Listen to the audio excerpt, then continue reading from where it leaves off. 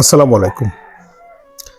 Pay scale নিয়ে সারা বাংলাদেশে একটা বিভ্রান্ত তত্ত্ব চলে যাচ্ছে। বিভিন্ন সোশ্যাল মিডিয়ায় বারবার বলছে এই সুখবর, এই পে স্কেল কার্যকর, এটা হয়েছে, সেটা হয়েছে। আসলে কি হয়েছে? পে স্কেলের বিষয়ে বাদিউল কবির, যিনি সরকারি কর্মকর্তা, যে কর্মচারী দাবি আদায় পরিষদের চেয়ারম্যান, উনি বারবার বা দফায় দফায় সচিবদের সাথে মিটিং করছেন এবং পে কমিশনের সাথে মিটিং করছেন।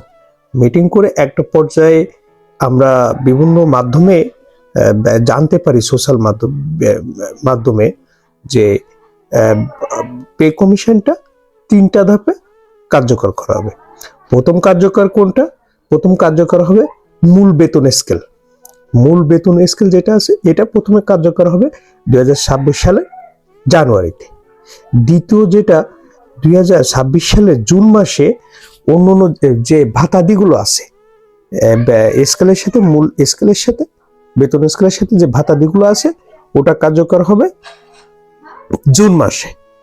আর তৃতীয় যেটা কার্যকর হবে সেটা পরবর্তী ডিসেম্বর নাগাদ, বা তার পরবর্তীতে অন্যান্য যে আধার ফ্যাসিলিটিস গুলো আছে সেগুলো কার্যকর হবে তৃতীয় ধাপে।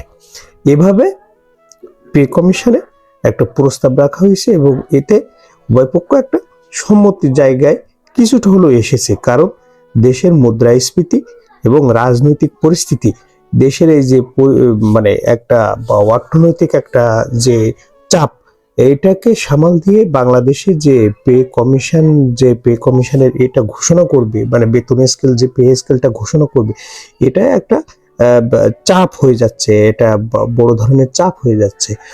যে কারণে বাংলাদেশের এই সুবিধার্থে, অর্থনৈতিক সুবিধার্থে, এই পে কমিশনটা এই 3 ধাপে বিভক্ত করে বাস্তবায়নের একটা সিদ্ধান্ত নেওয়া হয়েছে। এতে করে উভয় পক্ষ একটা সম্মত হয়েছে। তো প্রিয় দর্শক, এই পে কমিশন নিয়ে আসলে বিভ্রান্ত হওয়ার কোনো কারণ নেই। এটা হলে সরকারি গণমাধ্যমেই প্রথম জানান দিবে।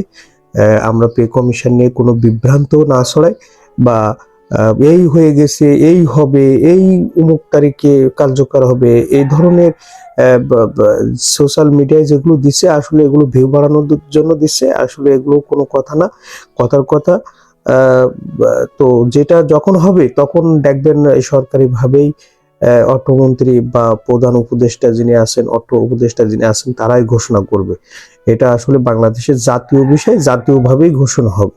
এভাবে লুকোচুরি ভাবে কিছু হবে না। অতএব আশান্বিত হয়ে আশাহত হবেন, এটাও ঠিক না।